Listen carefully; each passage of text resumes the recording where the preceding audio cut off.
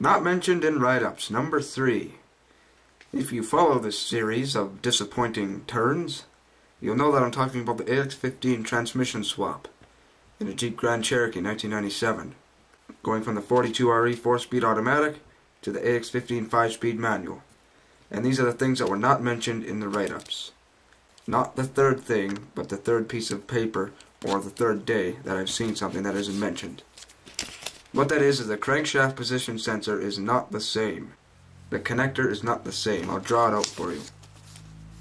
Okay, so the one on the AX15, the part that you put on the bell housing is correct, but the part that you plug into the wiring harness on the Jeep is incorrect. It looks something like this.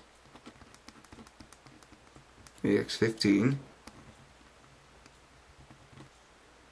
It's got 3 wires with a connector, something like that, and then of course you got the housing and everything. And on the 42RE automatic, the connector,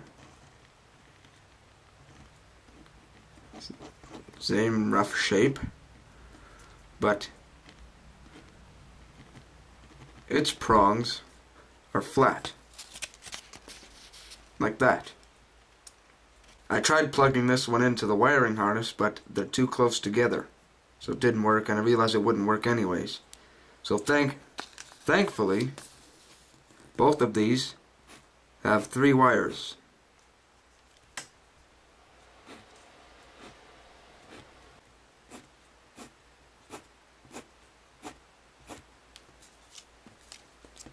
Three wires coming off of them.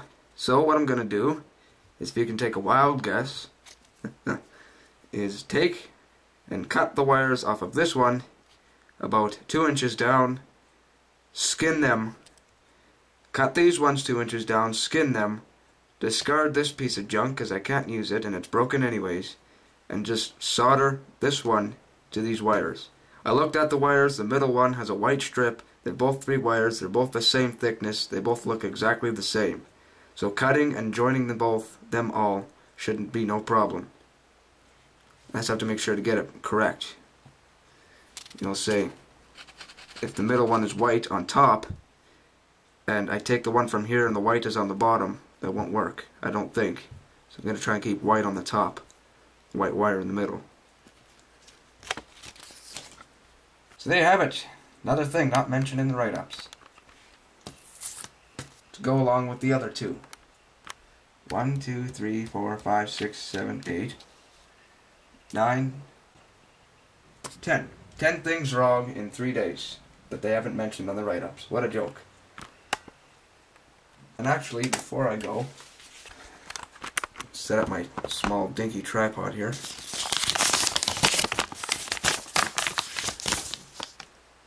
I made myself a schedule, and it turns out I'm ahead of schedule. So, here's the table of contents, or the grades, I guess. The check mark is done, 2 X's is never touched, and X is almost done.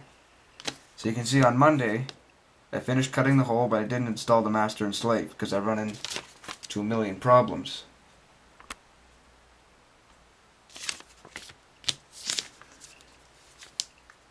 I got the transfer case in, I finished the master and slave cylinder, and I fiddled around with the pedals. I bent them a little bit, and I hooked up the master cylinder push rod. So that's all good. I also, on Tuesday, which is today, the 30th, I started modifying the transmission mount. So tomorrow I should get that one done, and I should start modifying the transfer case mount. Then on Thursday I'll finish that, and I'll have the clutch and stuff installed, and I'll take the shifter off. And then Friday, I don't even have to do anything, I just put the transmission up, as long as I stay ahead of schedule.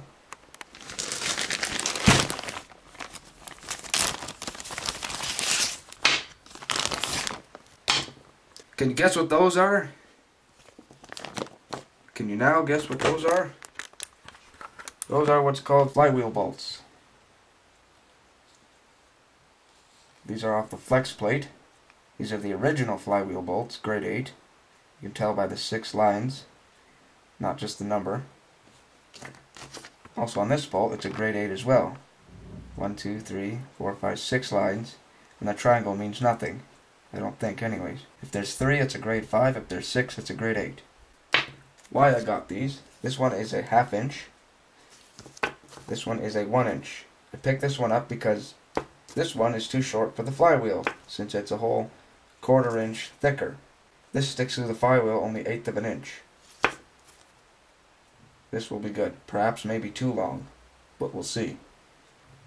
Cost $4 for 6, and I think I might just sell the other ones, along with the torque converter and the flex plates and all other usable parts.